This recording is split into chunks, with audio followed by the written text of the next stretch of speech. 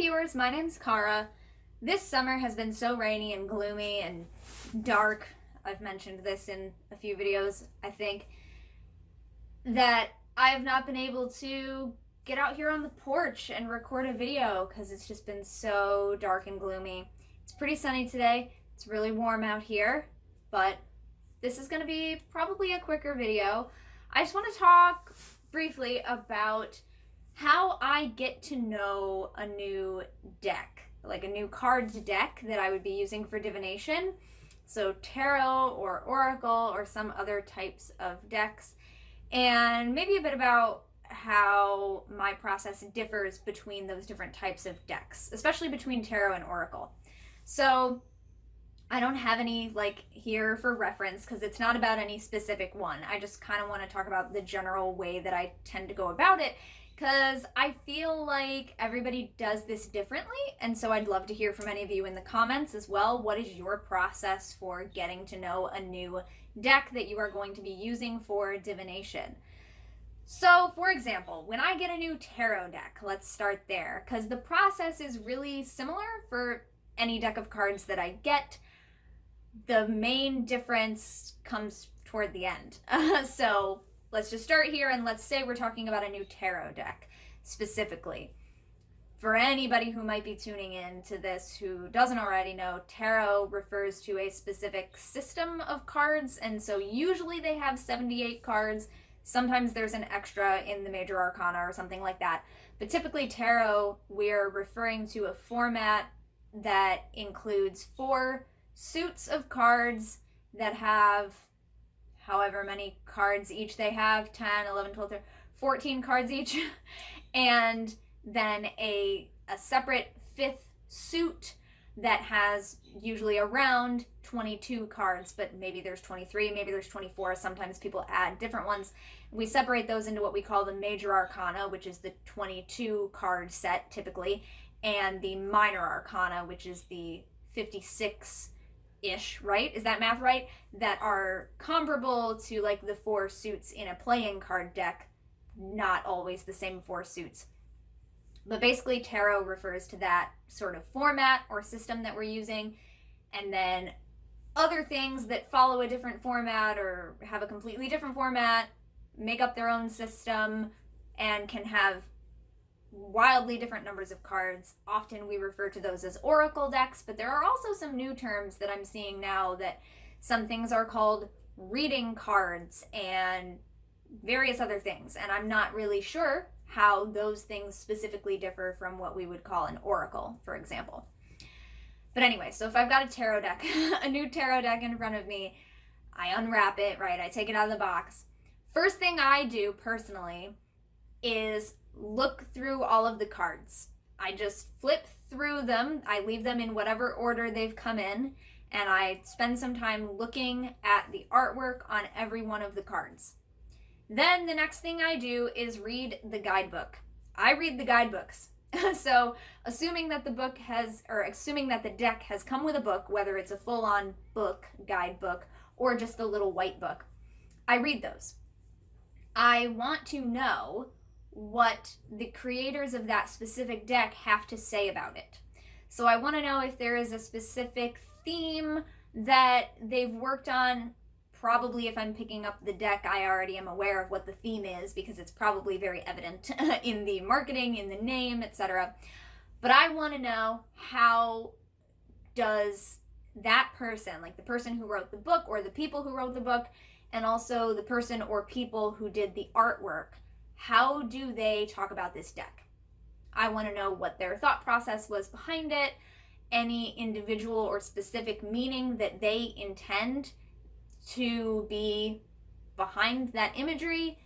And of course, as I was looking through the cards myself, I'm already thinking of what are my immediate personal associations. So when I'm looking through the book, what I'm looking for is, what else can the creators of the deck tell me that maybe I didn't pick up immediately from looking at the art, because I need to know some kind of backstory. Now, whether I read the deck with that specific backstory in mind is ultimately up to me as the reader, but I feel that I have a better experience and grasp of what the personality and, you know, what is the point and the perspective of this particular deck, I feel that I get a much better grasp on that through reading what the creators actually have to say. And then I can incorporate that or not incorporate that as my personal readings require. And now, of course, I'm getting the sun directly in my face. So we're going to come over here. So I read through the guidebook. Sometimes that takes me a long time, depending on how in-depth the guidebook is. So some of my decks, the process of getting to know them is greatly stretched out because maybe the guidebook has a lot of really good stuff in it and I'm taking my time getting through it. So sometimes that process goes very quickly, sometimes it takes longer. Then, sometimes as I'm reading through the book as well, I'm looking at the physical card, especially if the guidebook doesn't also have the full color image. But even if it is in color, oftentimes the image is quite a bit smaller, so I might be looking at the physical card while I'm reading about it. And then I'm still like spending some more time with it. Like, do I see that? Whatever the book said about it, am I seeing that in the art? Do I feel like that's something that is really coming through to me? And so I'll do that for each card. Like I said, that can take a while because there's a lot of cards in a tarot deck. And then when I'm done with that, typically I will go through just looking at the art again, multiple times. This can take, like I said, a long time. With some tarot decks that I've gotten, this has been a multiple months long process. So however long it takes me to feel like that sort of introduction has happened, then I will finally shuffle the deck and do an introductory reading. And it might be the interview spread that I've learned from Katie Flowers, and there are various other interview spreads that other people have done and various variations of them, but I tend to use the one that I learned from Katie. So I might do that, or I might just do a very simple few card spread for myself, just again to kind of say hi and get a sense of what is going on with the deck. Then I will start using it for readings, however often I normally would, right? But that can be a very long process. So the biggest difference that I've noticed recently for myself between a deck that is within the tarot system versus an oracle deck, which in my mind tends to be any other kind of deck that is not following that tarot format of having a major and minor arcana, a similar number of cards, whatever, 4 suits plus the 5th suit of trumps or triumphs, which is the majors. So for example, a lot of the other oracle decks I have, there are no suits at all. It's just a grouping of cards. A lot of the time they're between 40 and 60 cards total, but of course that varies greatly depending on what deck you're looking at. But anyway, the biggest difference with that, because I still go through and I look at all the card art first, and then I read through the book if it has one, and then I look through all the cards again. The biggest difference is I tend to immediately feel comfortable using an oracle deck. So the time between finishing reading the book and looking at the cards and doing that initial reading is way, way, way, way, way shorter than with a tarot deck. And I'm kind of wondering if any of you have had a similar experience. Because, for example, when I got the Halloween Oracle deck by Stacey DeMarco and Jimmy Manton is the artist, a couple years ago, I started doing readings with it the same day I got it, which, to be fair, it's also unusual for me to have actually made the time to sit down with the deck, look through the cards, and then read through the guidebook all in the same day, to then also be using it the same day. So all of that was quite unusual. I just happened to have the day available. So I took it, and that's what I did. But even with other oracle decks, I've noticed that after I've read through the book once and flicked through the art, I feel much more ready to just start shuffling them and go, you know?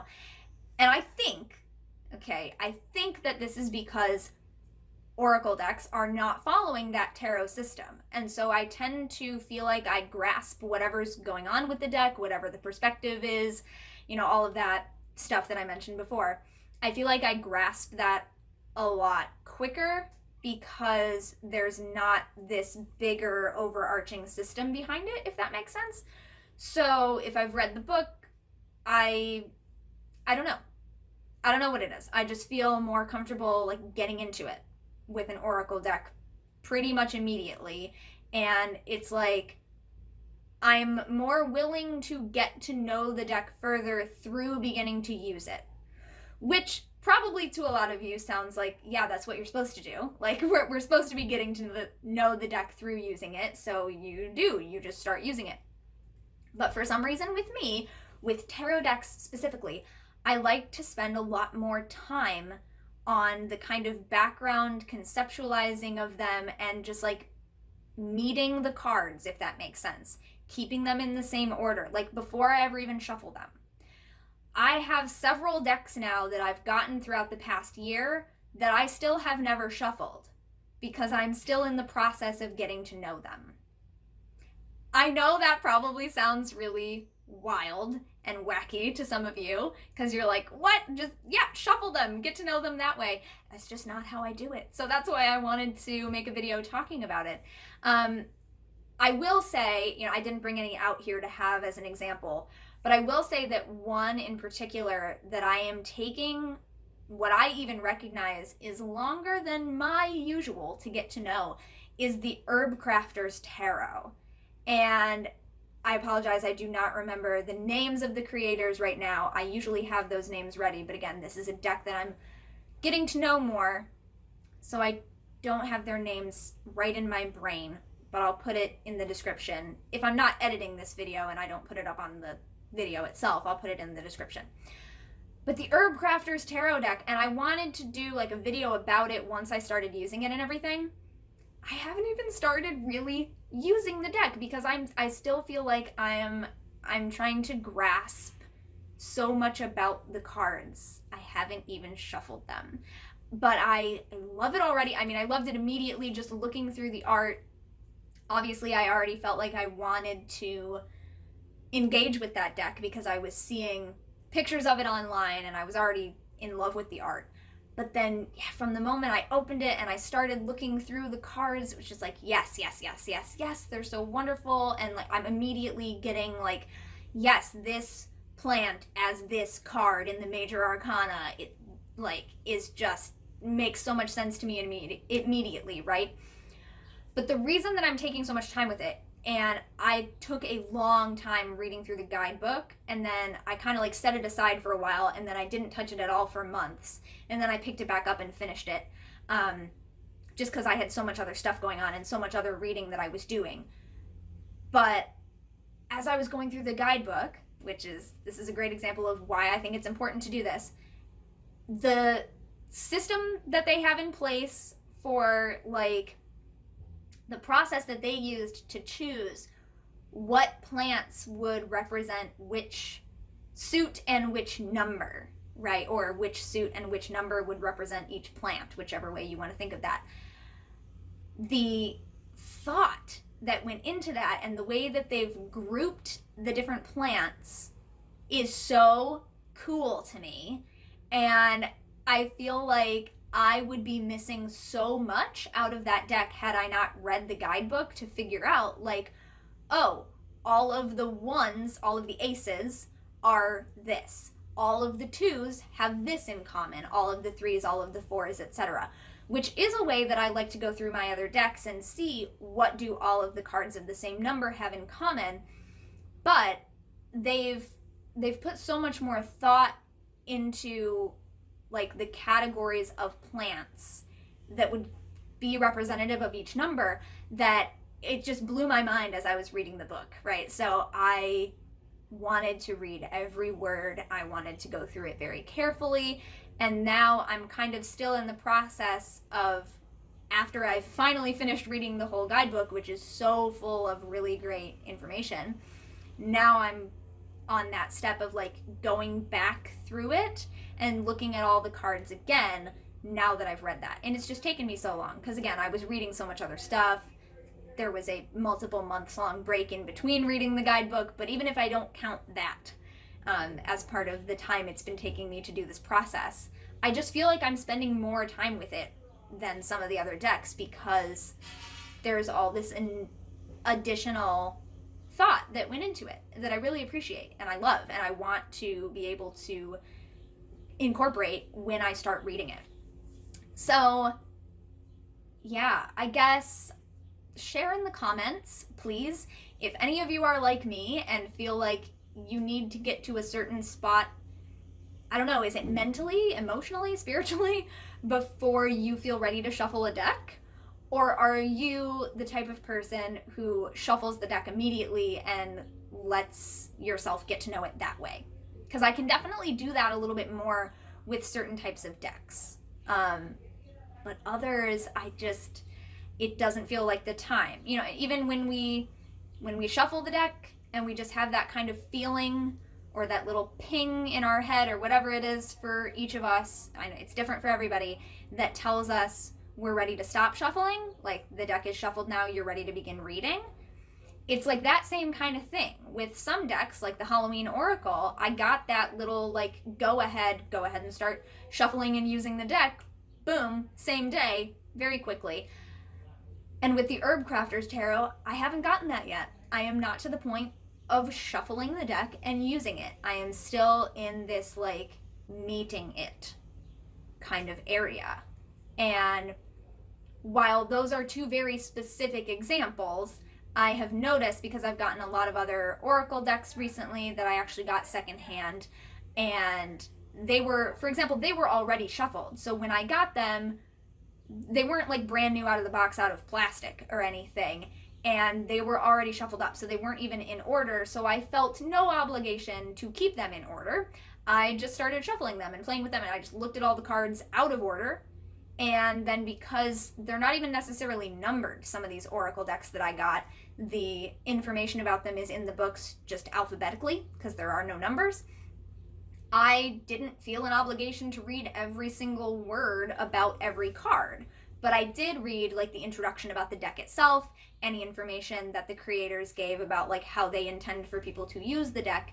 Then I started shuffling and started using it, and then I'm just reading the individual meanings of the cards as they come up, and so that's the way I'm getting to know those. I feel like that's probably a lot more common for how people in general get to know their decks. But I am noticing that I tend to have this very different approach with specifically tarot system type stuff versus Oracle. I do not have any decks that are marketed as reading cards, although I know several of them. I know some friends who have decks that are considered reading cards. I thought it was just like a different title of the deck, honestly, until I saw some of the catalogs that you can order new decks from, and there's like a whole separate category called reading cards now. And that's when I kind of noticed like, oh, I did notice that some titles have that phrasing, but I didn't know it was like being considered a separate category. I thought of them as kind of a subcategory of Oracle deck, because I think of Oracle as anything that's not tarot. So maybe share your thoughts on those different categorical definitions as well. Maybe I'm not even in the loop of how other people are using these terms these days, but that's how I think of the terms.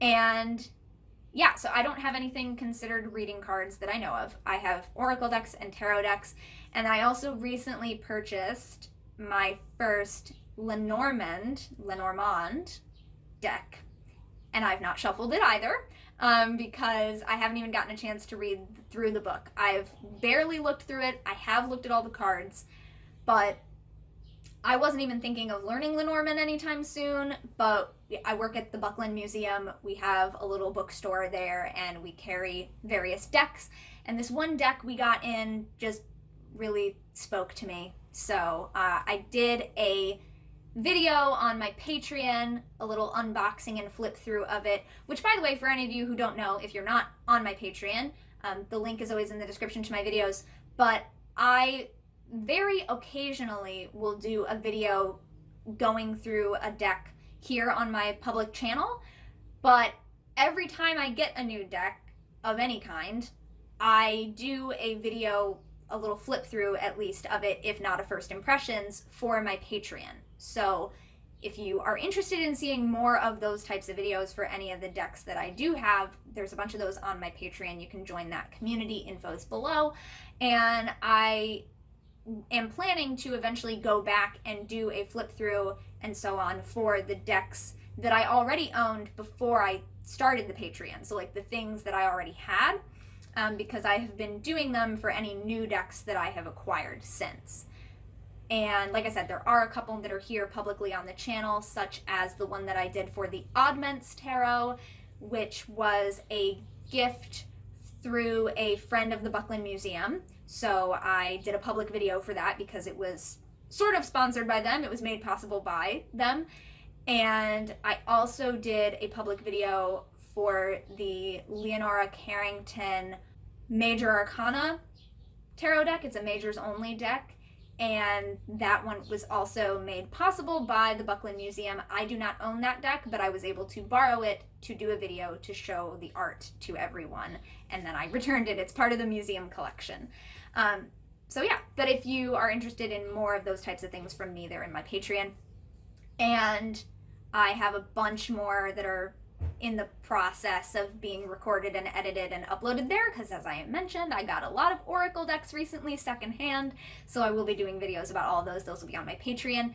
When I finally get around to actually like using the Herbcrafter's Tarot, and I feel like I have more to say about its use and my experience with that, I will probably do a public channel video for that one, because I do want to do kind of a review sort of thing of it, because I just think it's really cool. I like it a lot.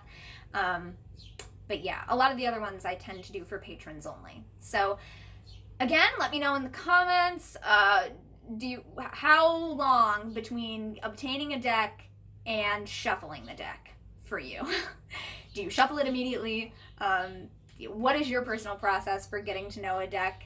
And also, what was the other thing? Categorical definitions for different types of decks used for divinatory readings. So I think of like tarot deck, oracle deck, playing card deck is what I would just call playing cards, and I have a few of those that I want to use for divination as well, and that's still something that I'm learning. That's not something I consider myself proficient in by any means. Very much like on the beginner end of learning that. So yeah, thank you very much for watching or listening. I will see you next time, and until then, don't forget to be awesome, blessed be, and goodbye.